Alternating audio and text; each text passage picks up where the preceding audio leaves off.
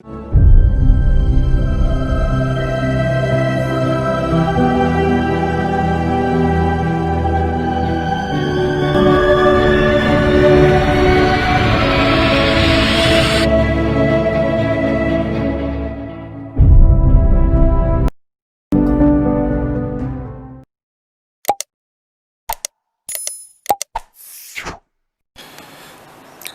To all students. आज हम discuss करेंगे पूरे पीरियोडिक टेबल में किसी भी एलिमेंट की इलेक्ट्रॉनिक कॉन्फ़िगरेशन को हम कैसे फाइंड आउट कर सकते हैं। इस टॉपिक के अंदर मैं आपको हमारे पीरियोडिक टेबल में जितने भी एलिमेंट्स हैं सभी एलिमेंट्स की इलेक्ट्रॉनिक कॉन्फ़िगरेशन निकालने का तरीका बताऊंगा और कुछ एक एलिमेंट्स की इलेक्ट्रॉनिक कॉन्फ़िगरेशन को याद रखने पे हम हमारे सारे पीरियोडिक टेबल की इलेक्ट्रॉनिक कॉन्फ़िगरेशंस को जो है मेमोराइज़ कर सकते हैं। अगर आप सभी इलेक्ट्रॉनिक कॉन्फ़िगरेशंस को मेमोराइज़ नहीं भी कर सकते फिर भी आप उनको निकालने का मेथड जो है वो यहाँ पे सीख जाओगे और ये मेथड फिर आप कभी भी अप्लाई कर सकते हो किसी भी टाइम पे अपने एलिमेंट्स की इलेक्ट्रॉनिक कॉन्फ़िगरेशन निकालने के लिए। तो चलिए टॉपिक शुरू करते हैं। अब किसी भी एलिमेंट की इलेक्ट्रॉनिक कॉन्फ़िगरेशन निकालने के लिए हमें जनरली नॉलेज होनी चाहिए क्वांटम नंबर्स के बारे में। 4 क्वांटम नंबर हैं हमारे पास, हर एक क्वांटम नंबर का क्या सिग्निफिकेंस है, वो क्या रिप्रेजेंट करता है और हमारे इलेक्ट्रॉनिक कॉन्फ़िगरेशन में हमें उसे कैसे यूज़ करना है, ये सब बातें हमें पता होनी चाहिए। उसके अलावा कुछ बेसिक प्रिंसिपल हैं इलेक्ट्रॉनिक कॉन्फ़िगरेशन से रिगार्डिंग, जैसे कि अफबाउ प्रिंसिपल है, पॉलिस प्रिंसिपल है, hunts rule of maximum multiplicity. तो ये सारे रूल्स हमें पता होने चाहिए। इसके अलावा हमें सिर्फ उन्हीं एलिमेंट्स की इलेक्ट्रॉनिक कॉन्फ़िगरेशन याद रखनी है जिनका एक्सेप्शनल इलेक्ट्रॉनिक कॉन्फ़िगरेशन है। एक्सेप्शनल इलेक्ट्रॉनिक कॉन्फ़िगरेशन से हमें मेरा यहाँ पे ये मतलब है कि जो भी इलेक्ट्रॉनिक कॉन्फ़िगरेशन हमने इन रूल्स के अकॉर्डिंग उसे असाइन की थी वो उनसे थोड़ा हट के इलेक्ट्रॉनिक कॉन्फ़िगरेशन शो कर रहे हैं। और उसी के साथ साथ हमें पीरियोडिक टेबल जो है वो कंप्लीट याद होना चाहिए, उसमें हर एक एलिमेंट के सिंबल और उसका एटॉमिक नंबर जो है वो हमें पता होना चाहिए। अगर हमें ये सब चीज़ों की नॉलेज है तो हम इलेक्ट्रॉनिक कॉन्फ़िगरेशन जो है वो बड़ी इजीली लिख सकते हैं किसी भी एलिमेंट के लिए। सबसे पहले मैं यहाँ पे डिस्कस कर रहा हूँ क्वांटम नंबर्स के बारे में। तो क्वांटम नंबर्स जो है वो बेसिकली हमारे पास 4 हैं और मैं 1 बाय 1 आपको सभी क्वांटम नंबर्स की जो इम्पोर्टेंस है या जो यूसेज है इलेक्ट्रॉनिक कॉन्फ़िगरेशन में वो समझा रहा हूँ। तो सबसे पहले देखो, जो हमारे पास हमारा सबसे फर्स्ट क्वांटम नंबर आता है वो है principal quantum number. Principal quantum number को हम n से डिनोट करते हैं और ये हमें बताता है total number of shells present in an atom. एक पर्टिकुलर एटम के अंदर कितनी टोटल शेल्स प्रेजेंट हैं उसके बारे में हमें n बताएगा। अब हमारे पीरियोडिक टेबल में हमें पता है टोटल 7 पीरियड्स हैं, इसलिए हमारे पास किसी भी एलिमेंट के अंदर मैक्सिमम 7 शेल्स जो हैं वो आ सकते हैं। तो हमारी जो n की वैल्यू रहेगी यहाँ पे वो हम यूज़ करते हैं 1, 2, 3, 4, 5, 6 और 7। n की वैल्यूज़ इनके अलावा हम कोई यूज़ नहीं करेंगे और जो भी आप n की वैल्यू कंसीडर कर रहे होगे उस एलिमेंट के लिए उतने शेल्स जो हैं उसके पास टोटल प्रेजेंट होंगे। सपोज़ करो मेरे किसी एलिमेंट के लिए n की वैल्यू 3 आ रही है तो उस पर्टिकुलर एलिमेंट के पास 3 इलेक्ट्रॉनिक शेल्स हैं जिनको आप अल्फ़ाबेटिकली भी बोल सकते हो, k shell, l shell, m shell, n shell and so on. लेकिन हम न्यूमेरिकल फॉर्म जो है वो ज़्यादा यूज़ करते हैं प्रिंसिपल क्वांटम नंबर को एक्सप्रेस करने के लिए। फिर हमारे पास नेक्स्ट आ जाता है हमारा ऑर्बिटल क्वांटम नंबर, जिसे हम एजीमुथल क्वांटम नंबर भी बोल देते हैं। तो बेसिकली जब हमें इलेक्ट्रॉन्स की फिलिंग करनी होती है तो हम हमारे इलेक्ट्रॉन्स की फिलिंग जो है वो प्रिंसिपल शेल के अंदर डायरेक्टली नहीं करते। हमने ये देखा कि हमारे हर एक प्रिंसिपल शेल के अंदर फर्दर सब शेल्स प्रेजेंट होती हैं जिन्हें हम ऑर्बिटल्स बोलते हैं और उनके अंदर हमें इलेक्ट्रॉन्स की फिलिंग करनी होती है। तो सबसे इम्पॉर्टेंट बात आपको ये याद रखनी है कि जब भी आप किसी पर्टिकुलर शेल के अंदर इलेक्ट्रॉन फिल करते हो तो आप उस शेल के अंदर डायरेक्टली इलेक्ट्रॉन फिल नहीं करते, उस शेल के जो सब शेल्स होते हैं उन सब शेल्स के अंदर आप इलेक्ट्रॉन फिल करते हो। तो हमारा जो एजीमुथल क्वांटम नंबर है L, ये हमें बताता है total number of sub shells present in a particular shell या प्रिंसिपल क्वांटम नंबर। एक शेल के अंदर कितनी सब शेल्स प्रेजेंट है उसके बारे में हमें बताएगा। कैसे बताएगा? इसका फॉर्मूला होता है n is equal to 0 to n-1। ठीक है, L की वैल्यूज़ जो हैं पॉसिबल वो आ सकती हैं 0, 1, 2, 3, 4 एंड सो ऑन। हमें जो यूज़ करनी है वो यही यूज़ करनी है, 4 वैल्यूज़। अगर L की वैल्यू 0 आती है तो उसका अल्फ़ाबेटिकल रिप्रेजेंटेशन है स्मॉल s। अगर 1 आती है तो रिप्रेजेंटेशन है स्मॉल p। अगर 2 आती है तो रिप्रेजेंटेशन रहेगा हमारे पास स्मॉल d। और 3 के लिए हमारे पास रिप्रेजेंटेशन है f। तो हमारे जो ये शेल्स हैं, मैंने जो आपको ऊपर बताए थे प्रिंसिपल क्वांटम नंबर के शेल्स, इनके अंदर ये 4 टाइप के ऑर्बिटल्स जो हैं वो एग्जिस्ट करते हैं। मतलब सभी शेल्स के अंदर ये चारों के चारों ऑर्बिटल एग्जिस्ट नहीं करेंगे। एक पर्टिकुलर शेल में कितने ऑर्बिटल्स एग्जिस्ट करते हैं वो मैं इस फॉर्मूला से पता लगा सकता हूँ। जैसे मान लो मेरे पास थर्ड शेल आ गया, तो थर्ड शेल के लिए n की वैल्यू जो है वो 3 हो जाएगी। तो फिर L की वैल्यू क्या हो जाएगी? 0 to n-1, यानी कि 0 to 3-1, तो 0 to 2, तो 0, 1, 2। 0 के लिए s ऑर्बिटल है, 1 के लिए p ऑर्बिटल है, 2 के लिए d ऑर्बिटल है। यानी कि थर्ड शेल के अंदर s ऑर्बिटल भी है, थर्ड शेल के अंदर p ऑर्बिटल भी है और थर्ड शेल के अंदर d ऑर्बिटल भी है। ऐसे ही फिर आप क्या कर सकते हो, n is equal to 1, n is equal to 2, n is equal to 3, n is equal to 4, 5, 6 और 7। इन सभी शेल्स के लिए इनमें कौन कौन से ऑर्बिटल्स प्रेजेंट है ये आप फाइंड आउट कर सकते हो। n इज इक्वल टू 1 के लिए L की वैल्यू 0 आती है, तो यहाँ पे एक ही सब शेल प्रेजेंट है एक शेल के साथ, that is 1s। n is equal to 2 के लिए L की वैल्यू 0 भी आती है, 1 भी आती है, तो यहाँ पे 2s भी प्रेजेंट है और 2p भी प्रेजेंट है। n इज इक्वल टू 3 के लिए 0 आ रही है, 1 आ रही है, 2 आ रही है, तो s भी प्रेजेंट है, p भी प्रेजेंट है और d भी प्रेजेंट है। n इज इक्वल टू 4 के लिए 0, 1, 2, 3, तो 4s 0 के लिए, 1 के लिए p, 2 के लिए d और 3 के लिए f। ये चारों ऑर्बिटल्स जो है यहाँ पे प्रेजेंट होंगे। 5 के लिए L की वैल्यू आ जाएगी 0, 1, 2, 3, 4, तो हमारे पास 5s होता है, 5p होता है, 5d होता है, 5f होता है। उसके बाद 4 के लिए G होता है, फिर H होता है, फिर I होता है एंड सो ऑन, ये चलता रहता है। लेकिन मैं 5G को यहाँ पे लिख नहीं रहा क्योंकि वो हमारी इलेक्ट्रॉनिक कन्फिग्रेशन में यूज़ नहीं होगा। ये 4 ही ऑर्बिटल यूज़ होते हैं, तो ये 4 ही ऑर्बिटल मैं यहाँ पे मेंशन कर रहा हूँ। हालांकि L की वैल्यूज़ मैंने आपको सारी बता दी थी जो भी पॉसिबल वैल्यूज़ आ सकती हैं।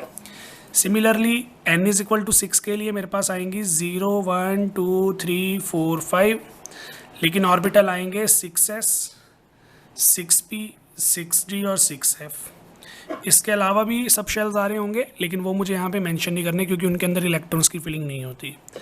और n इज इक्वल टू 7 के लिए आ रहा है 0, 1, 2, 3, 4, 5, 6, 7s, 7p, 7d भी आएगा, 7f भी आएगा, लेकिन जैसा मैंने आपको बताया कि हमारी जो इलेक्ट्रॉनिक कन्फिग्रेशन है वो 7p तक ख़त्म हो जाती है। तो हमारे पास ये जो पर्टिकुलर शेल्स थे, इन पर्टिकुलर शेल्स के पास भी फर्दर सब शेल्स हैं जो मैंने यहाँ पे मेंशन कर दिए। हमें इन सब शेल्स के अंदर इलेक्ट्रॉन्स की फिलिंग जो है वो करनी होती है। ठीक है, तो ये चीज़ हमें यहाँ पे याद रखनी है। जो हमारे पास हमारा प्रिंसिपल क्वांटम नंबर था उसे तो मैंने नंबरिंग से शो किया था, ये देखो 1, 2, 3, 4, 5। लेकिन जो हमारा एजीमुथल क्वांटम नंबर है इसे हम नंबरिंग से शो नहीं करते, इसे अल्फ़ाबेट से शो करते हैं। तो हमारे पास 4 तरह की सब शेल्स हैं, S sub shell, P sub shell, D sub shell और F सब शेल। तो ये हमारे पास हमारा केस हो गया। थर्ड फिर हमारे पास हमारा क्वांटम नंबर आ जाएगा, थर्ड क्वांटम नंबर जो है मैग्नेटिक क्वांटम नंबर।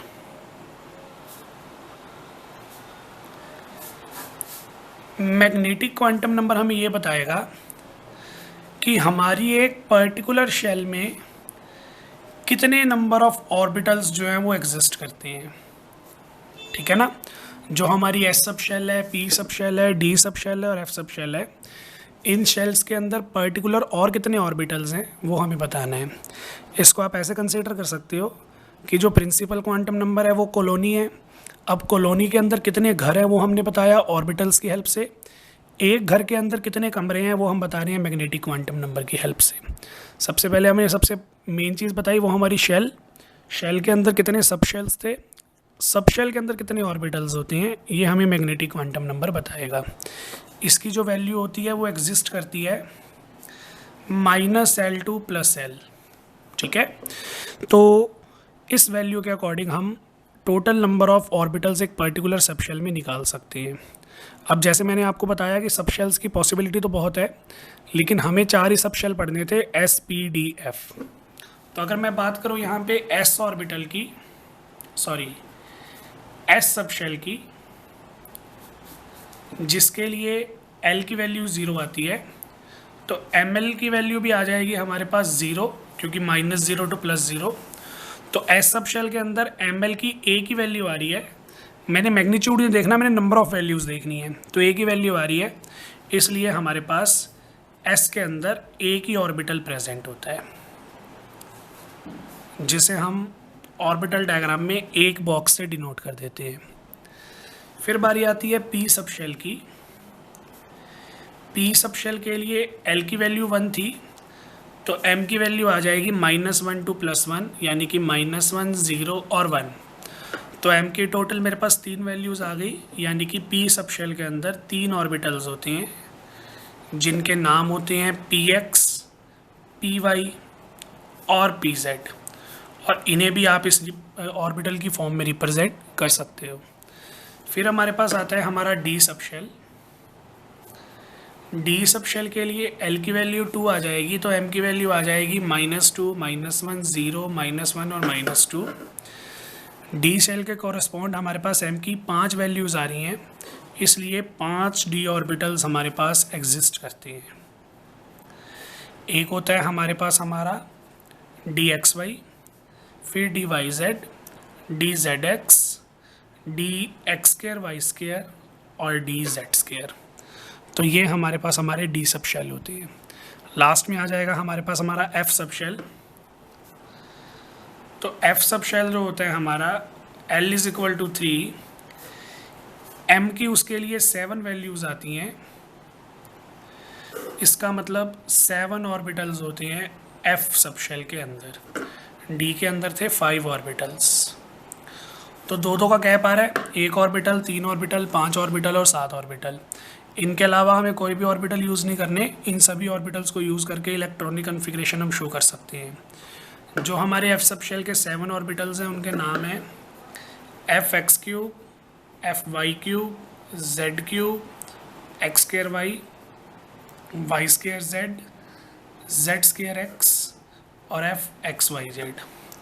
तो ये तीनों ये सातों मैंने आपको ऑर्बिटल्स के नाम जो हैं वो बता दिए। तो ये था हमारा मैग्नेटिक क्वांटम नंबर। अब इलेक्ट्रॉनिक कन्फिग्रेशन के रिगार्डिंग लास्ट क्वांटम नंबर है हमारा स्पिन क्वांटम नंबर। और स्पिन क्वांटम नंबर जो है वो जस्ट हमें हमारे इलेक्ट्रॉन की स्पिन के बारे में बताएगा। जो भी इलेक्ट्रॉन की स्पिन प्रेजेंट होगी हमारे गिवन एटम की इलेक्ट्रॉनिक कन्फिग्रेशन में, इसे आप रिप्रेजेंट करते हो MS या सिंपली S से।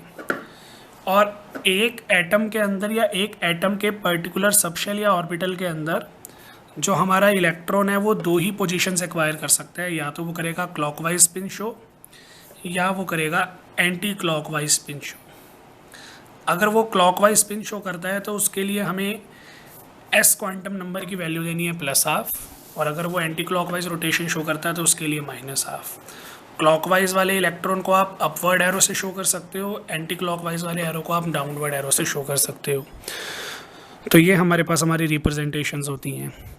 तो इनमें देखो जो पहले 3 क्वांटम नंबर हैं हमारे, principal quantum number, azimuthal quantum number और मैग्नेटिक क्वांटम नंबर, इन क्वांटम नंबर्स के बारे में हमें सारी इन्फॉर्मेशन जो है वो होनी चाहिए, तभी हम इलेक्ट्रॉनिक कन्फिग्रेशन को अच्छे से लिख सकते हैं। ठीक है, तो ये हमारे पास हमारी बेसिक क्वांटम नंबर्स की नॉलेज हो चुकी है। नेक्स्ट फिर हमें चाहिए नॉलेज अफबाऊ प्रिंसिपल की। अब अफबाऊ प्रिंसिपल ने क्या बोला था, देखो हाइड्रोजन को हम छोड़ देते हैं, हाइड्रोजन के पास एक ही इलेक्ट्रॉन है, हाइड्रोजन को छोड़ के बाकी 117 एलिमेंट्स जो हैं हमारे, उनके पास एक से ज़्यादा इलेक्ट्रॉन हैं। तो वो सारे जो एटम्स हैं हमारे वो मल्टी इलेक्ट्रॉन सिस्टम्स हैं। तो अफबाउ प्रिंसिपल ने ये बोला, जो भी हमारा मल्टी इलेक्ट्रॉन सिस्टम होता है उसके अंदर जब हम इलेक्ट्रॉन्स की फिलिंग करते हैं तो उसमें हमें लोअर शेल के ऑर्बिटल्स को या सब शेल्स को पहले फिल करना होता है, और हायर शेल के जो हमारे ऑर्बिटल्स होते हैं उन्हें हम बाद में फिल करते हैं। ठीक है, तो ये चीज़ हमें यहाँ पे बतानी है। तो देखो, सबसे पहले अफबाउ प्रिंसिपल बेसिकली हमें ये बता रहा है कि हमारे पास जितने भी ऑर्बिटल्स प्रेजेंट हैं, जैसे मैंने आपको पीछे बताया था अभी,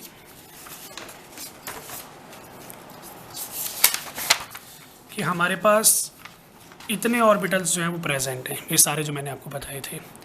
तो इन सभी ऑर्बिटल्स के लिए मैं बात कर रहा हूँ। इन सभी ऑर्बिटल्स में सारे ऑर्बिटल जो हैं वो सेम एनर्जी के तो नहीं हैं, कुछ होंगे लोअर एनर्जी के, कुछ होंगे हायर एनर्जी के। तो अफबाउ ने बोला कि जो लोअर एनर्जी वाले हैं उनको पहले फिल करेंगे, जब लोअर एनर्जी वाले फिल हो जाएंगे उसके बाद ही हायर एनर्जी वालों को फिल किया जाएगा। तो इतने सारे सब सेल्स हैं, मुझे कैसे पता कौन सा लोअर एनर्जी का और कौन सा हायर एनर्जी का? तो उसके लिए हम यहाँ पे क्या कर रहे हैं, एक सीरीज़ याद करेंगे। उस सीरीज़ के अकॉर्डिंग हम हमारे एलिमेंट्स के अंदर इलेक्ट्रॉन्स की फिलिंग करते हैं, क्योंकि उस सीरीज़ के अंदर हमने जो हमारे सब शेल्स को अरेंज किया होता है वो lower energy to higher energy ही किया होता है। तो वो सीरीज़ हम कैसे पता करेंगे, देखो,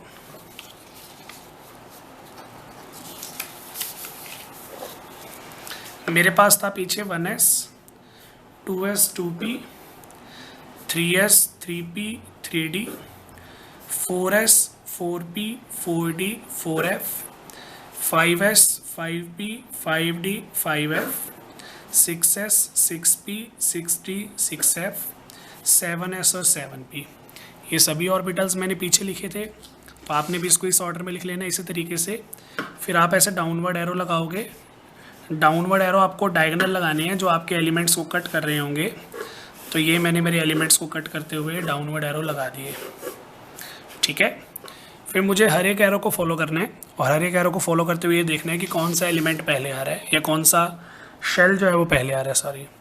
तो हमारे पास सबसे पहले यहाँ पे आया 1s, उसके बाद 2s, उसके बाद 2p, फिर 3s, 3s के बाद आया 3p, 3p के बाद आया 4s, 4s के बाद आया 3d, फिर 4p, फिर 5s,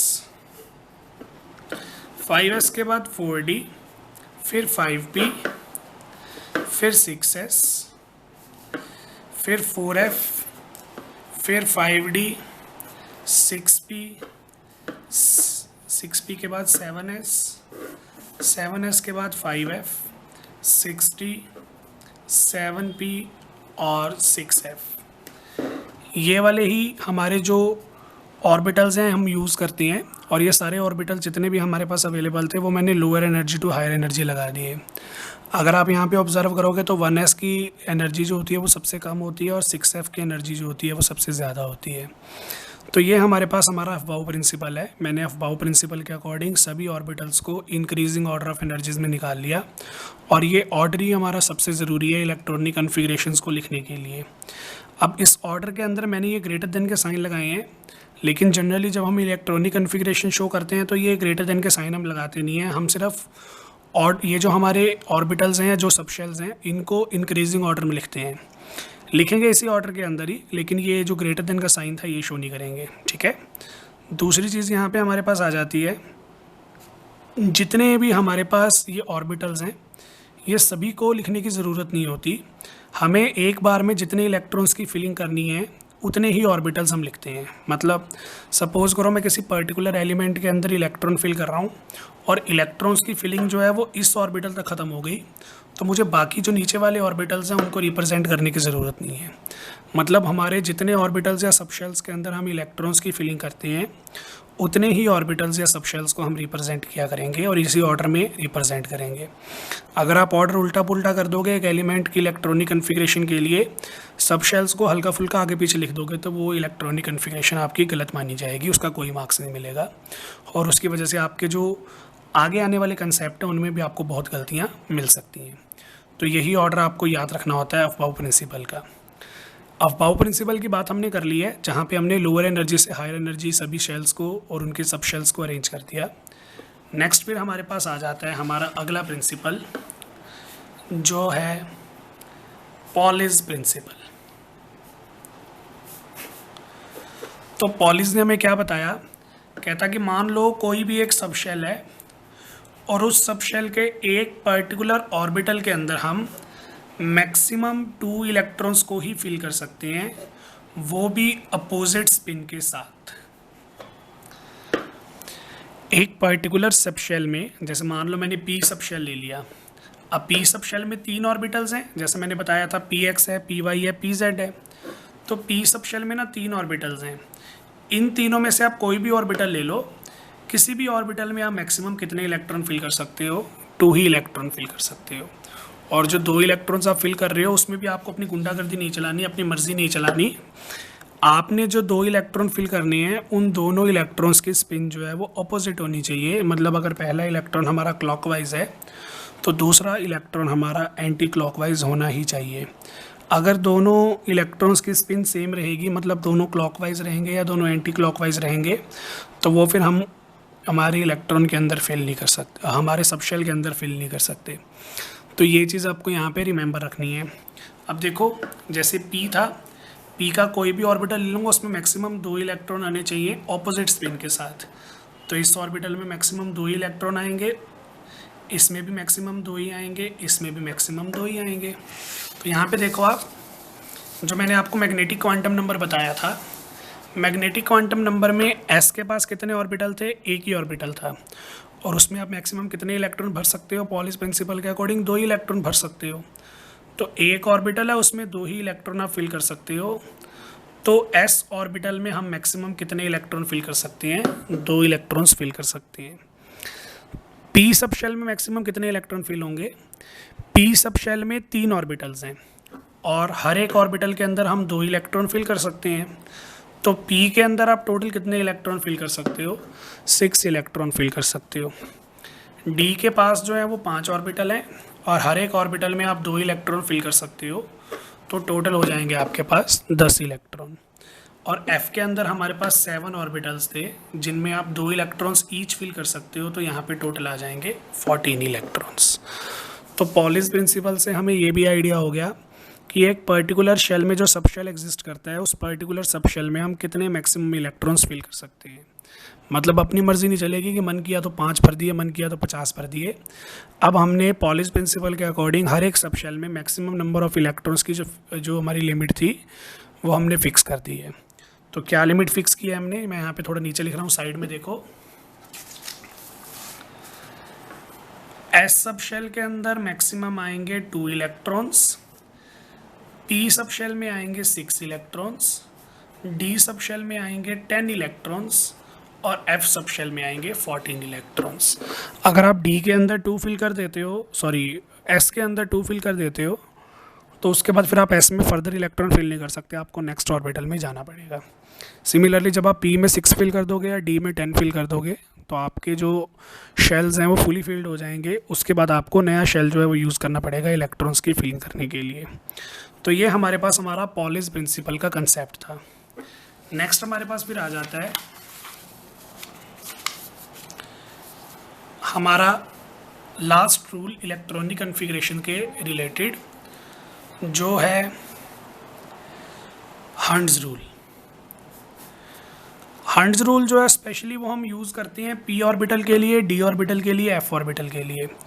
क्योंकि देखो, जो हमारा S सब शेल है, S सब शेल के अंदर एक ही ऑर्बिटल है, लेकिन जो हमारा P सब शेल है, D सब शेल है और F सब शेल है, इनके अंदर 3, 5 और 7 रिस्पेक्टिवली ऑर्बिटल्स आ रहे हैं। तो हमारे पास P के अंदर 3 ऑर्बिटल हैं, D के अंदर 5 ऑर्बिटल हैं, F के अंदर 7 ऑर्बिटल हैं। तो इनकी जो एनर्जीज़ होती हैं वो सेम होती हैं। मतलब P के जो 3 ऑर्बिटल मैंने आपको पीछे बताए थे, Px, Py और Pz, तीनों ऑर्बिटल्स की एनर्जी जो होती है वो सेम होती है। सिमिलरली जो D ऑर्बिटल है, जिसके मैंने आपको नाम बताए थे, dxy, dyz, dzx, dx2, y2 और dz2, इन सभी एलिमेंट्स की इन सभी ऑर्बिटल्स की जो एनर्जी होती है वो सेम होती है। तो जब भी हमारे पास सेम एनर्जी वाले ऑर्बिटल्स प्रेजेंट होते हैं तो उन्हें हम डीजेनरेट ऑर्बिटल्स बोलते हैं। अभी जैसे मैंने आपको बताया कि p सब शेल के अंदर 3 डीजेनरेट ऑर्बिटल्स हैं, दैट इज px, py और pz। d के अंदर 5 डीजेनरेट ऑर्बिटल्स हैं, that is dxy, dyz, dzx, dx² y² और dz²। और इसी तरह f के अंदर 7 ऑर्बिटल्स हैं। अब हंट्स रूल हमें क्या बताता है? हंट्स रूल के अकॉर्डिंग देखो, जब आप डीजेनरेट ऑर्बिटल्स के अंदर इलेक्ट्रॉन्स की फिलिंग करते हो तो आपको इलेक्ट्रॉन जो है वो 1 बाय 1 फिल करने हैं। मतलब पॉलिस प्रिंसिपल ने बोला था कि एक ऑर्बिटल के अंदर मैक्सिमम 2 इलेक्ट्रॉन आ सकते हैं, ठीक बात है, लेकिन आप पहले ही एक ऑर्बिटल के अंदर 2 इलेक्ट्रॉन फिल नहीं कर दोगे कि बाकी के ऑर्बिटल खाली रह जाएं। हंट्स रूल के अकॉर्डिंग आप जब भी डीजेनरेट ऑर्बिटल्स के अंदर इलेक्ट्रॉन्स की फिलिंग करोगे तो पहले हर एक डीजेनरेट ऑर्बिटल को एक एक इलेक्ट्रॉन देना ज़रूरी है। जब सभी डीजेनरेट ऑर्बिटल्स को एक एक इलेक्ट्रॉन मिल जाएगा उसके बाद आप उसके अंदर दूसरा इलेक्ट्रॉन जो है वो फिल करोगे, अदरवाइज़ नहीं करोगे। फॉर एग्ज़ाम्पल मेरे पास डी के अंदर 3 इलेक्ट्रॉन्स आ रहे हैं सपोज़ करो, तो डी के अंदर 3 इलेक्ट्रॉन आ रहे हैं तो मैं कैसे देखो यहाँ पे भरूँगा। मेरे पास डी के अंदर 3 इलेक्ट्रॉन फिल करने हैं, 5 ऑर्बिटल्स प्रेजेंट हैं, तो मैं एक एक ऑर्बिटल को पहले एक एक इलेक्ट्रॉन ही दूंगा। तो electron number 1, electron number 2, electron number 3। अब मान लो डी 7 होता तो मैं क्या करता, डी के अंदर टोटल 7 इलेक्ट्रॉन फिल करने हैं, कर सकता हूँ, डी में मैक्सिमम 10 इलेक्ट्रॉन आते हैं। तो 7 इलेक्ट्रॉन्स हम कैसे फिल करेंगे? सभी ऑर्बिटल्स को पहले एक एक इलेक्ट्रॉन दो। तो 1 2 3 4 5 7 भरने थे, 5 भर दिए, सभी ऑर्बिटल्स को एक एक इलेक्ट्रॉन दे दिया। अब कोई ऑर्बिटल खाली तो नहीं है ना, डी में नहीं है खाली, तो अब पेयरिंग स्टार्ट करेंगे। तो 1 2 3 4 5 6 पेयरिंग में मैंने स्पिन चेंज कर दी पॉलिस प्रिंसिपल के अकॉर्डिंग, और ये 7। तो ये हमारे पास हमारा हंट रूल था। ये ज़रूरी क्यों है? आपको लगेगा सर ये सिंपल सी बात है, ये ज़रूरी क्यों है? अगर मैं आपको हंट्स रूल ना बताता तो शायद आप इलेक्ट्रॉन्स की फिलिंग ऐसे भी कर देते ना कि पहले सबको 2-2 इलेक्ट्रॉन दे दो, उसमें फिर ये बेचारा इलेक्ट्रॉन हमारा, ये वाला ऑर्बिटल हमारा एम्प्टी रह जाता। तो ये वाली इलेक्ट्रॉनिक कन्फिग्रेशन स्टेबल नहीं है, क्योंकि जब आपके पास खाली ऑर्बिटल अवेलेबल है तो आप इलेक्ट्रॉन्स की पेयरिंग ना करवाओ, क्योंकि पेयरिंग करवाने से रिपल्शंस होती हैं और उनसे हमारी इलेक्ट्रॉनिक कन्फिग्रेशन जो है वो डिस्टेबलाइज होती है। पेयरिंग आपको तभी करवानी होती है जब आपके सभी डीजनरेट ऑर्बिटल्स जो होते हैं वो सिंगली ऑक्यूपाइड हो जाती हैं। तो इसके बारे में हमें किसने बताया था? हंट्स रूल ने बताया था। रूल जो हमने वो सारे डिस्कस कर लिए। अब हमें पीरियोडिक टेबल जो है वो पता होना चाहिए, पीरियोडिक टेबल के बारे में, तभी हम ये वाली सारी चीज़ें जो हैं वो उसके ऊपर अप्लाई कर सकेंगे। तो यहाँ पे देखते हैं पीरियोडिक टेबल हमारा। पीरियोडिक टेबल कैसे बनेगा देखो। तो पीरियोडिक टेबल मैं यहाँ पे लिखना स्टार्ट कर रहा हूँ। पीरियोडिक टेबल को मैंने मेमोराइज़ कैसे किया वो मैं अभी आपको यहाँ पे बोल के भी बताऊँगा, लेकिन उसका जो डिटेल्ड रिटर्न वर्जन है मेरे पास वो मैं आपको यहाँ पे डिस्क्रिप्शन में लिंक प्रोवाइड कर दूँगा, तो वहाँ से आप डाउनलोड करके उसको याद कर सकते हो और मेमोराइज़ कर सकते हो। यहाँ पे मैं एस ब्लॉक, पी ब्लॉक और डी ब्लॉक और एफ ब्लॉक, चारों ब्लॉक के इलेक्ट्रॉनिक जो एलिमेंट्स हैं उनको लिखूँगा अभी। जो +1 के स्टूडेंट्स हैं वो अभी S block complete, P block complete, और डी ब्लॉक में जो फर्स्ट लाइन आएगी हमारी 3D ट्रांजिशन सीरीज़ की, मैं स्पेशल भी मेंशन भी कर दूंगा। इन 3 पोर्शंस की इलेक्ट्रॉनिक कन्फिग्रेशन याद कर सकते हैं। जो भी मेरे +2 के स्टूडेंट्स हैं या जो हायर क्लासेस के भी स्टूडेंट्स होंगे उन्हें पीरियोडिक टेबल जो है वो कंप्लीट मेमोराइज़ करना है, क्योंकि उनके लिए आगे आने वाले टॉपिक्स में या आने वाले इनऑर्गेनिक केमिस्ट्री के पार्ट्स के अंदर सभी जो हमारे एलिमेंट्स हैं उनकी इलेक्ट्रॉनिक कन्फिग्रेशन का यूज़ आ सकता है। तो मैं पीरियोडिक टेबल को यहाँ पे रफली रिप्रेजेंट करना शुरू करता हूँ। सबसे पहले मेरे पास आ जाता है ग्रुप 1, जो है ह ली ना करे रब से फरियाद, फिर बेटा मांगे कार स्कूटर बाप राजी। ये यहाँ पे मैं पीरियड रिप्रेजेंट कर रहा हूँ downward, first period, second period, third period, fourth, 6th और 7th, ठीक है। फिर हमारे डी ब्लॉक जो हैं वो 4th पीरियड से स्टार्ट होती हैं, कैल्शियम के बाद scandium, titanium, vanadium, chromium, manganese, iron, cobalt, nickel, copper और zinc. Sachin Tendulkar very good cricketer, man of the match, for country not for cousin. फिर आ जाती है नेक्स्ट लाइन हमारे पास, ये ज़िंदगी नहीं मोहब्बत है तेरी, रो रो कर पुकारेगी आज चांदनी। ला हफ्ता वरना उसे आयरन रॉड से पीटेंगे और वो हॉस्पिटल जाएगा। ये डी ब्लॉक हो गया। यहाँ पे हमारे पास एक्टिनियम के बाद सारे सिंथेटिक और मैन मेड एलिमेंट्स हैं, तो उन्हें हमें मेमोराइज नहीं करना है, वो हमारे इलेक्ट्रॉनिक कन्फिग्रेशन में पार्ट नहीं लेंगे, मतलब वो ज़्यादा यूज़ नहीं होते हैं हमारे प्रैक्टिकल यूसेज में, तो मैं उनको अभी यहाँ पे लिख नहीं रहा हूँ, ठीक है। फिर बेरिलियम के बाद मेरे पास आ जाएगा बोरॉन, इसी लाइन के अंदर, यानी कि सेकंड पीरियड में। Boron, carbon, nitrogen, oxygen, fluorine और नियॉन। नियॉन से ऊपर हाइड्रोजन की लाइन में, यानी कि फर्स्ट पीरियड में हमें मिलेगा हीलियम, ठीक है। बोरॉन, एल्यूमिनियम, बैंगन, आलू, गाजर, इन थैला, कहे शिवजी गाने सुनो पार्वती, नहीं प्यारे ऐसे सब बिगड़ जाएगा। उससे टेपो, फालतू क्लास में बोरिंग इंस्ट्रक्टर आता है, और हरभजन नेहरा अगरकर 0 रन पे आउट। तो ये हमारे पास हमारा कंप्लीट पीरियोडिक टेबल मैंने यहाँ पे लिख दिया है। S block, P block, D block इसमें इंक्लूड हो गया है। एफ ब्लॉक जो होता है वो हमारे मेन टेबल में इंक्लूड नहीं होता है, वो साइड टेबल में इंक्लूड होता है, तो उसको भी अभी यहाँ पे मेंशन कर देंगे, ठीक है। तो ये हमारे पास हमारा पीरियोडिक टेबल है। अब पीरियोडिक टेबल में इलेक्ट्रॉनिक कन्फिग्रेशन को लिखना बड़ा ही आसान है, ग्रुप वाइज भी और पीरियड वाइज भी। पहले पीरियड वाइज बात कर लेते हैं। पीरियड वाइज में आपको हाइड्रोजन को नंबर 1 असाइन करना है, वो आपको पता ही है, पहला हमारा एलिमेंट है। उसके बाद आपने लेफ़्ट टू राइट सिर्फ काउंटिंग लिखनी है और कुछ नहीं है। 2, 3, 4, 5, 6, 7, 8, 9, 10, 11, 12, 13, 14, 15, 16, 17, 18, 19, 20, 21, 22, 23 करते जाएंगे, 30 आ जाएगा, 36 आ जाएगा, 37, 38, 39, 48, यहाँ पे आएगा 30, सॉरी जिंक पे। कैडमियम पे आएगा 48, यहाँ आ जाएगा 54, 55, 56, 57। अब 57 के बाद 58 आना चाहिए, 58 नहीं आता है, क्योंकि यहाँ से 14 एलिमेंट्स हमारे निकल जाते हैं एफ ब्लॉक की लेंथेनाइड सीरीज में। तो 57 में 14 जोड़ोगे तो हो जाएंगे 71, 72, फिर मरकरी पे 80, रेडॉन पे 86, 87, 88, 89। एक्टिनियम के बाद फिर से 14 एलिमेंट्स हमारे निकल जाते हैं एफ ब्लॉक में एक्टिनाइड सीरीज में, ठीक है। तो ये हमारे पास हमारा सारा पीरियोडिक टेबल का केस जो है वो बन जाएगा। एक रफली मैंने उसको सेपरेट कर दिया बाकी सब चीज़ों से। तो ये हमारे पास हमारे पीरियोडिक टेबल की नंबरिंग हो जाएगी। तो फिर आप नंबरिंग भी बड़ी आसानी से कर सकते हो, नंबरिंग में कोई दिक्कत नहीं है। पीरियड वाइज नंबरिंग मैंने आपको बता दिया है। ग्रुप वाइज नंबरिंग के अंदर आपको एक रूल याद रखना है, वो रूल है आपका 2, 8, 8, 18, 18, 32।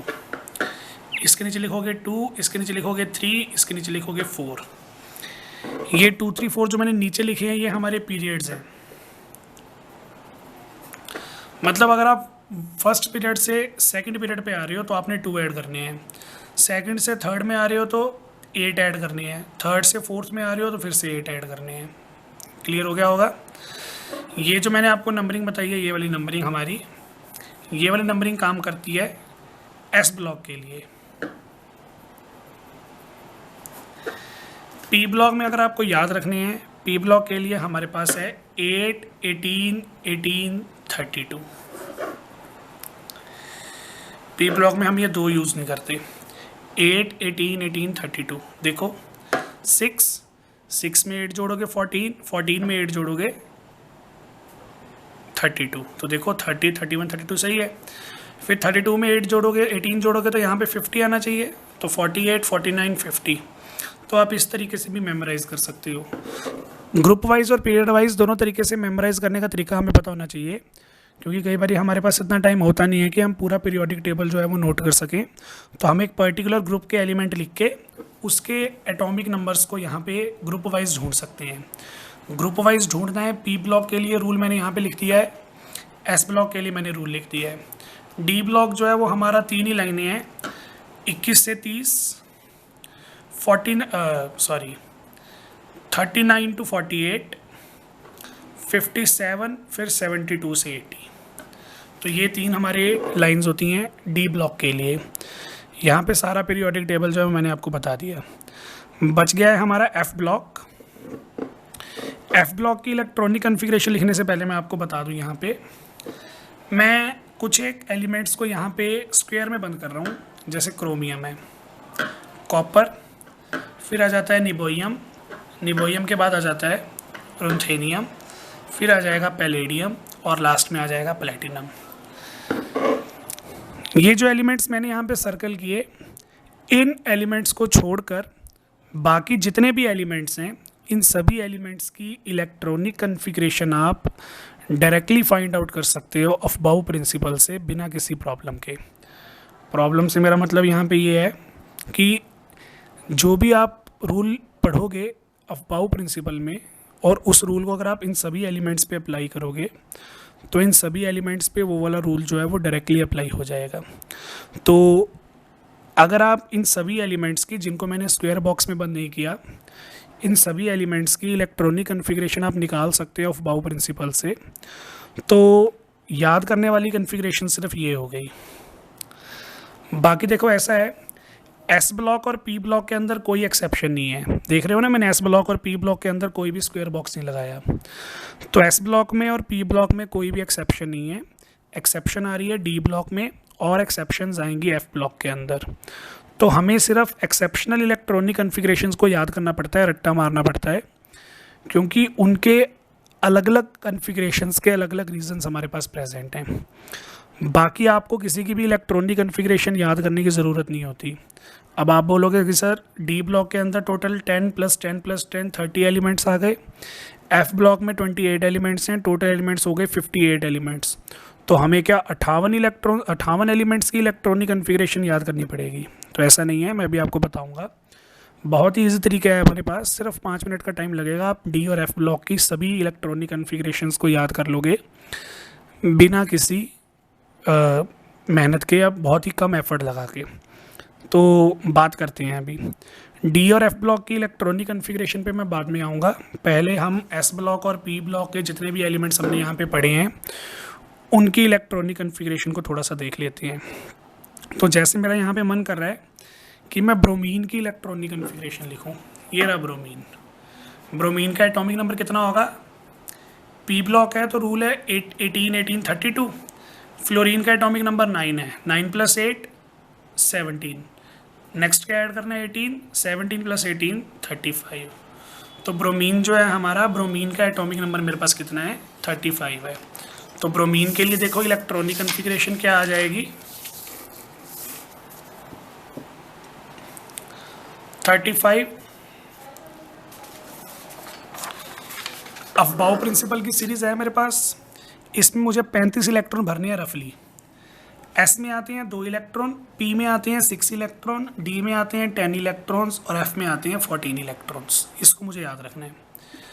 तो 2, क्योंकि एस ऑर्बिटल है, 2 और 2 4 इलेक्ट्रॉन्स, पी ऑर्बिटल में 6 आएंगे, 4 और 6 10, 10 और 2 12, 12 और 6 18, 18 और 2 20। डी में 10 आते हैं, 20 और 10 30, और पी में आते हैं 6। अब 35 भरने थे, 30 मैंने भर दिए हैं, 5 बचे हैं। पी में 6 आते हैं लेकिन 5 बचे हैं, तो कोई बात नहीं, 5 फिल कर दो। तो 4p5, मतलब मुझे यहीं तक चाहिए, ये नीचे वाले चाहिए ही नहीं। तो मैं इसी ऑर्डर को फॉलो करता हूँ, ब्रोमीन की इलेक्ट्रॉनिक कॉन्फ़िगरेशन लिख देता हूँ। 1s2, 2s2, 2p6, 3s2, 3p6, 4s2, 3d10, 4p5। तो तो ये ब्रोमीन की इलेक्ट्रॉनिक कन्फिग्रेशन आ गई है। तो ये मैंने यहाँ पे लिख दिया। अब देखो, इसी इलेक्ट्रॉनिक कन्फिग्रेशन को लिखने का एक और तरीका भी है मेरे पास। क्या तरीका है वो? मैं ये देख लूँगा कि ब्रोमीन से पहले नोबल गैस कौन सी आ रही है। तो ये देखो, ये ब्रोमीन है, ये ब्रोमीन से अगली नोबल गैस है, मुझे इससे पहले वाली नोबल गैस पता करनी है। ब्रोमीन से पहले कौन सी नोबल गैस आ रही थी? आर्गन। ब्रोमीन से पहले नोबल गैस आ रही थी आर्गन। आर्गन में कितने इलेक्ट्रॉन्स कवर हो गए? 18 इलेक्ट्रॉन्स कवर हो गए, क्योंकि आर्गन का एटॉमिक नंबर 18 है। तो 2 और 2 4, 4 और 6 10, 10 और 2 12, 12 और 6 18।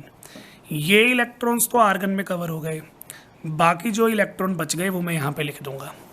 थर्ड शेल पहले आता है तो थर्ड शेल पहले लिखो, फोर्थ शेल बाद में आता है तो फोर्थ शेल बाद में लिखो। एक हमारे पास ये भी तरीका होता है इलेक्ट्रॉनिक कन्फिग्रेशन लिखने का। आप कंप्लीट इलेक्ट्रॉनिक कन्फिग्रेशन भी लिख सकते हो और आप वैलेंस शेल की इलेक्ट्रॉनिक कन्फिग्रेशन भी लिख सकते हो, उससे प्रीसीडिंग नोबल गैस को मेंशन करके। और एग्जांपल्स अभी देखते हैं, उनसे आपको अच्छा क्लियर हो जाएगा। जैसे मेरे पास एग्जांपल आ गया SN का। SN का मतलब है यहाँ पे टिन। तो टिन का एटॉमिक नंबर 50 है और टिन के लिए फिर हम इलेक्ट्रॉनिक कन्फिग्रेशन लिख के देखते हैं। टिन का एटॉमिक नंबर है 50, तो 50 इलेक्ट्रॉन फिल करने हैं। अफबाउ प्रिंसिपल के अकॉर्डिंग ऑर्डर तो मेरे पास है ही, तो चेक कर लेते हैं। देखो 1s2 2s2 2p6 3s2 3p6 4s2 3d10 4p6 5s2 4d10। एक बार काउंट कर लेता हूँ कितने इलेक्ट्रॉन मैंने फिल कर दिए। टोटल 50 फिल करने थे। 2 और 2 4, 4 और 6 10, 10 और 2 12, 12 और 6 18, 20 30 36 38 48। 50 इलेक्ट्रॉन्स फिल करने थे। 50 में से 48 इलेक्ट्रॉन्स जो है वो मैं फिल कर चुका हूँ। तो बाकी कितने बचे? 2 इलेक्ट्रॉन्स अगले ऑर्बिटल में आ जाएंगे। अफबाउ प्रिंसिपल के अकॉर्डिंग 4d से अगला ऑर्बिटल कौन सा है हमारे पास? 5p। तो 5p में वैसे तो 6 आ सकते थे, लेकिन मेरे पास 2 ही बचे हैं तो 2 फिल कर दूंगा। तो ये इलेक्ट्रॉनिक कन्फिग्रेशन आ गई टिन की। अब बड़ी इलेक्ट्रॉनिक कन्फिग्रेशन है, इसको छोटे में कैसे लिखेंगे? छोटे में लिखने के लिए यहाँ पे देखो, टिन से पहले नोबल गैस कौन सी आती है? तो ये मैंने उठाया, मेरा पीरियोडिक टेबल जो बनाया था। टिन से पहले नोबल गैस आती है क्रिप्टन, और क्रिप्टन में हमारे पास 36 इलेक्ट्रॉन कवर हो गए। 50 में से 36 कवर कर लिए क्रिप्टन ने। तो गिनो, 4 और 6 10, 10 और 2 12, 18 20 30 36। इतने इलेक्ट्रॉन तो क्रिप्टन ने कवर कर लिए। बचे कितने? ये वाले, पहले अंदर वाला शेल, फिर आउटर शेल्स। इलेक्ट्रॉनिक कन्फिग्रेशन आ गई है टिन की। तो आप S और P ब्लॉक में ऐसे किसी भी एलिमेंट की इलेक्ट्रॉनिक कन्फिग्रेशन लिख सकते हो बिना किसी हिचकिचाहट के, कोई प्रॉब्लम नहीं आएगी। ठीक है, मैं बात करता हूँ अब D ब्लॉक के एलिमेंट्स की इलेक्ट्रॉनिक कन्फिग्रेशन की।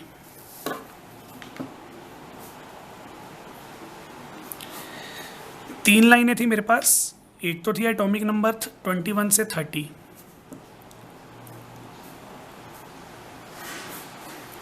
जो थी हमारे पास scandium, titanium, vanadium, chromium, manganese, iron, cobalt, nickel, copper और जिंक। इनके एटॉमिक नंबर हैं हमारे पास 21 से 30।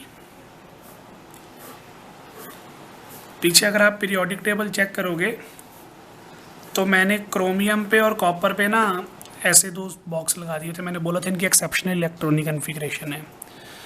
तो एक्सेप्शनल इलेक्ट्रॉनिक कन्फिग्रेशन है वो देखो। अब इन सभी की याद करने की ज़रूरत नहीं है, क्रोमियम और कॉपर की याद करने की ज़रूरत है। क्रोमियम की इलेक्ट्रॉनिक कन्फिग्रेशन है आर्गन 3d5 4s1। कॉपर की है आर्गन 3d10 4s1। ये 2 इलेक्ट्रॉनिक कन्फिग्रेशंस आपको क्रैम करने की ज़रूरत है, बाकी किसी की भी क्रैम करने की ज़रूरत नहीं है। वो मैं आपको भी प्रूफ के साथ बता सकता हूँ कैसे। देखो निकल, निकल के लिए हमारे पास एटॉमिक नंबर है 28 और मैं सीधा अफबाउ प्रिंसिपल जो है वो अप्लाई कर रहा हूँ। तो 1s2 2s2 2p6 3s2 3p6 4s2 3d8। D के अंदर 10 इलेक्ट्रॉन्स आते हैं, पर मेरे पास बचे ही 8 थे। देखो 2 और 2 4, 4 और 6 10, 10 और 2 12, 12 और 6 18, 18 और 2 20, 20 और 8 28। तो टोटल इलेक्ट्रॉन मैंने फिल कर दिए। इसी फॉर्म में लिख दूँ, 28 इलेक्ट्रॉन्स में से 18 इलेक्ट्रॉन जो हैं वो तो आर्गन ले गया, तो 18 इलेक्ट्रॉन आर्गन ले गया, बचे क्या, ये वाले बचे, तो 3d8 4s2। तो लोअर जो शेल था उसको मैंने पहले लिखा, हायर शेल को बाद में लिख दिया। ये मेरे पास निकल की इलेक्ट्रॉनिक कन्फिग्रेशन आ गई। देखो निकल में क्या आ रहा है, 3d8, तो अगले वाले में क्या आना चाहिए था, 3d9, लेकिन यहाँ पे 3d10 आ रहा है, इसलिए मैंने बोला एक्सेप्शनल कन्फिग्रेशन आपको याद रखनी पड़ेगी। अगर मैं कॉपर की इलेक्ट्रॉनिक कन्फिग्रेशन अफबाउ प्रिंसिपल के अकॉर्डिंग लिखता तो मेरे पास अफबाउ प्रिंसिपल के अकॉर्डिंग इलेक्ट्रॉनिक कन्फिग्रेशन आती 3d9 4s2, लेकिन हमें एक्चुअल में इतनी मिली। तो ये वाली इलेक्ट्रॉनिक कन्फिग्रेशन अफबाउ प्रिंसिपल के अकॉर्डिंग जो आई है वो गलत है, क्योंकि हमें एक्चुअल में ये इलेक्ट्रॉनिक कन्फिग्रेशन मिलती है। तो ये कुछ एक्सेप्शनल केसेस हैं जो आपको याद रखने पड़ेंगे। तो डी ब्लॉक के अंदर किसी भी एलिमेंट में आपको कोई दिक्कत नहीं आएगी, किसी भी एलिमेंट में कोई दिक्कत नहीं आएगी, सिर्फ क्रोमियम और कॉपर जो है उनकी एक्सेप्शनल इलेक्ट्रॉनिक कन्फिग्रेशन आपको याद रखनी है। फिर नेक्स्ट हमारे पास आ जाती है सेकंड सीरीज़ 39 to 48, जो थी ytterbium, zirconium, niobium, molybdenum, technetium, ruthenium, rhodium, palladium, silver और कैडमियम। तो ये हमारे पास हमारे सारे एलिमेंट्स आ गए। इलेक्ट्रॉनिक कन्फिग्रेशन फटाफट लिख देता हूँ, सॉरी एटॉमिक नंबर पहले लिखते हैं, बाद में इलेक्ट्रॉनिक कन्फिग्रेशन। 41, 42, 43, 44, 45, 46, 47, 48। अब देखो यहाँ पे मैंने क्या किया था, बहुत सारे एलिमेंट्स पे सर्कल लगाया था। अगर आपको वो सर्कल वाला तरीका अच्छा नहीं लग रहा तो मेरे पास इससे भी अच्छा एक और तरीका है। पहले मैं बता देता हूँ मैंने सर्कल किस किस पे लगाया था। निबोइयम पे लगाया था, रुंथेनियम पे लगाया था और पैलेडियम पे लगाया था। तो ये मैंने हाईलाइट किए थे, मैंने बोला था कि इनकी इलेक्ट्रॉनिक कन्फिग्रेशन जो है वो एक्सेप्शनल है। तो आपको इन तीनों की याद करनी चाहिए। मैं आपको एक अच्छा सा और ईजी सा तरीका बता देता हूँ। येटरबियम जो था हमारा 39 एटॉमिक नंबर, उस पर मैंने सर्कल या स्क्वायर नहीं लगाया, इसका मतलब इसकी एक्सेप्शनल इलेक्ट्रॉनिक कन्फिग्रेशन नहीं है। अगर इसकी एक्सेप्शनल इलेक्ट्रॉनिक कन्फिग्रेशन नहीं है तो मैं काम करता हूँ, अफबाउ प्रिंसिपल से इसकी इलेक्ट्रॉनिक कन्फिग्रेशन फाइंड आउट कर लेता हूँ। तो 39 है, 1s2 2s2 2p6, 3s2 3p6, 4s2 3d10, ठीक है। 4p6 के बाद मेरे पास आ जाएगा 5s2 और 4d1। वैसे तो d के अंदर 10 आ सकते हैं, लेकिन मेरे पास यहाँ पे एक ही बचा होगा, देख लेते हैं। 2 और 2 4, 4 और 6 10, 10 और 2 12, 12 और 6 18, 18 और 2 20, 20 और 10 30, 36, 38, 39। येटरबियम की इलेक्ट्रॉनिक कन्फिग्रेशन मैंने लिख दी। अब येटरबियम से पहले नोबल गैस कौन सी आती है, क्रिप्टॉन आती है। क्रिप्टॉन के अंदर 36 इलेक्ट्रॉन कवर हो जाएंगे, ये वाले। तो ये दो ही बचे, 4d1 5s2। येटरबियम की इलेक्ट्रॉनिक कन्फिग्रेशन क्या आ गई है, 4d1 5s2। तो मुझे ना इन सभी एलिमेंट्स की इलेक्ट्रॉनिक कन्फिग्रेशन पता करनी थी, बाकी सबकी तो मैं पता कर ही सकता था, इन तीन में दिक्कत आ रही थी। इन तीनों की निकालने के लिए मैंने क्या किया, पहले एलिमेंट की इलेक्ट्रॉनिक कन्फिग्रेशन निकाल ली। अब बारी आ जाएगी ट्रिक की। ट्रिक यहाँ पे ये है, 39 से 48 वाले एलिमेंट्स में हमें याद रखना है D3, D6 और D9 कन्फिग्रेशंस हमें नहीं मिलेंगी। 3 के टेबल वाली D3, D6 और D9 कन्फिग्रेशंस हमें नहीं मिलेंगी। अब देखो येटरबियम की हमारे पास क्या आई थी, 4d1 5s2। तो एक एक एटॉमिक नंबर इंक्रीज हो रहा है, मतलब एक एक इलेक्ट्रॉन ऐड होता जाएगा। तो यहाँ पे मैं लिख लेता हूँ zirconium, niobium, molybdenum, technetium, ruthenium, rhodium, palladium, silver और कैडमियम। तो येटरबियम की आ रही थी हमारे पास 4d1 5d2, जिरकोनियम में क्या होगा, एक इलेक्ट्रॉन ऐड हो गया तो यहाँ पे 4d2 आना चाहिए, सॉरी यहाँ पे s था 5s2। अब एक इलेक्ट्रॉन और ऐड हो गया तो यहाँ पे क्या आना चाहिए 4d3, पर मैंने बोला d3 तो आता ही नहीं है, तो d3 की जगह क्या आएगा, d4 आएगा।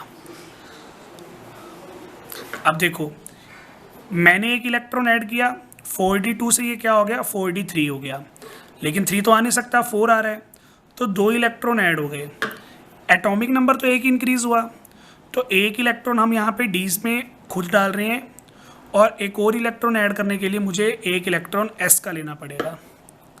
ठीक है, देखो अफबाऊ प्रिंसिपल के अकॉर्डिंग जो इलेक्ट्रॉनिक कन्फिग्रेशन आनी चाहिए थी वो ये आनी चाहिए थी, अफबाऊ के अकॉर्डिंग आनी चाहिए थी 4d3 5s2, तो 3 तो आने थे ना, लेकिन यहाँ पे 3 आता ही नहीं है, मैंने आपको बताया, तो 4 करने के लिए इसने एक इलेक्ट्रॉन जो है वो ऐसे उधार ले लिया। फिर हमारे पास हो जाएगा 4d5 5s1, एक इलेक्ट्रॉन ऐड हो गया। अब ये कन्फिग्रेशन हाफ फील्ड स्टेबल है, तो 4d5 5s2 कन्फिग्रेशन स्टेबल है, स्टेबल होने की वजह से सेकंड इलेक्ट्रॉन एस के अंदर ही जाएगा। अब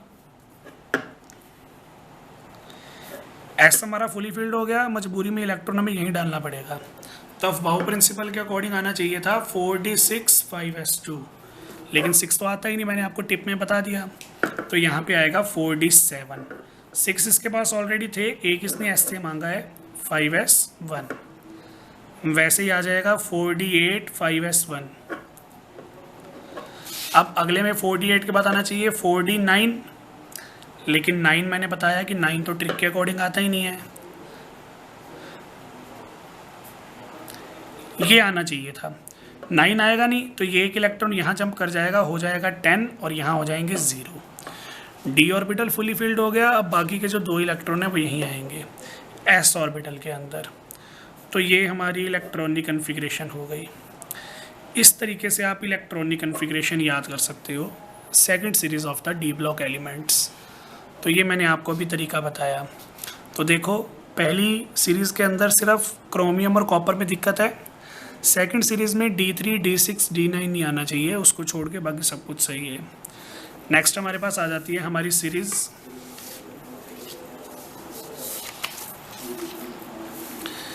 लैंथेनम,